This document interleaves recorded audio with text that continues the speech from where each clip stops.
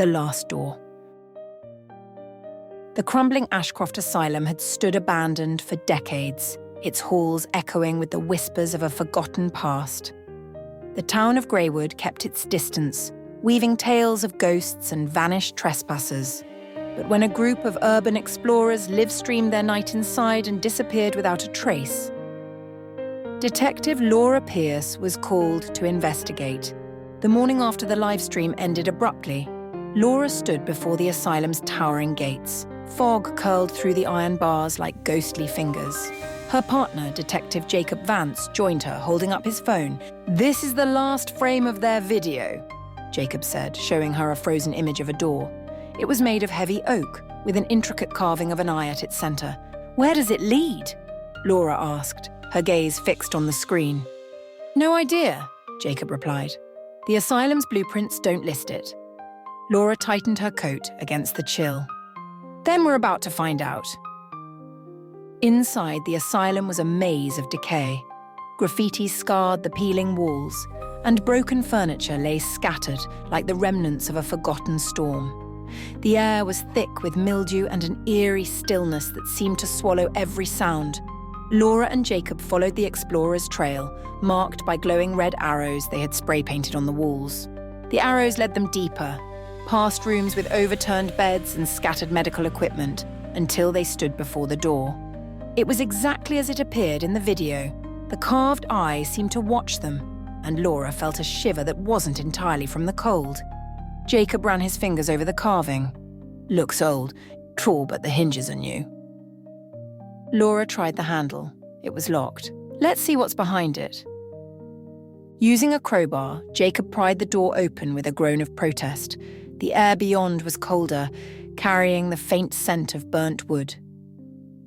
Flashlights in hand, they stepped inside. The room was circular, its walls lined with bookshelves filled with leather-bound volumes. In the center stood a table, and on it, a box with the same eye carved into its lid. Surrounding the box were 6 candles, their flames flickering despite the lack of wind. "This wasn't on any blueprint," Laura muttered, her flashlight scanning the room. The explorer's gear, a camera, a backpack, and a microphone, lay scattered around the table, but there was no sign of the explorers themselves. Jacob examined the box. "Looks like some kind of ritual. Think they opened this?" Laura spotted a notebook among the items and flipped through its pages. The last entry read, "The box hums. We can hear whispers. One of us says we shouldn't open it, but we're drawn to it. It feels alive." She looked up at Jacob.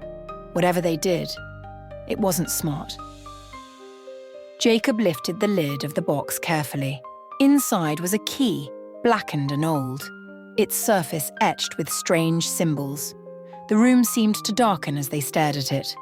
Laura's radio crackled to life. "Pierce? Vance? You there?" She grabbed the radio. "We're here. What's going on?" "We're tracking movement inside the building," the voice replied. "But it's not coming from you." Jacob and Laura exchanged a glance. Then from the shadows beyond the door, they heard it. Footsteps. "Who's there?" Laura called, her voice steady despite the chill racing down her spine. The footsteps stopped, and for a moment there was only silence. Then a figure emerged. A man in a hospital gown, his face pale and his eyes blank. He pointed at the box. "It should never have been opened." Laura stepped forward. "Who are you? What happened here?" The man's lips moved, but the words were barely audible. "They're watching. They're always watching." Before they could ask more, the candles extinguished in unison, plunging the room into darkness. When Laura's flashlight flicked back on, the man was gone.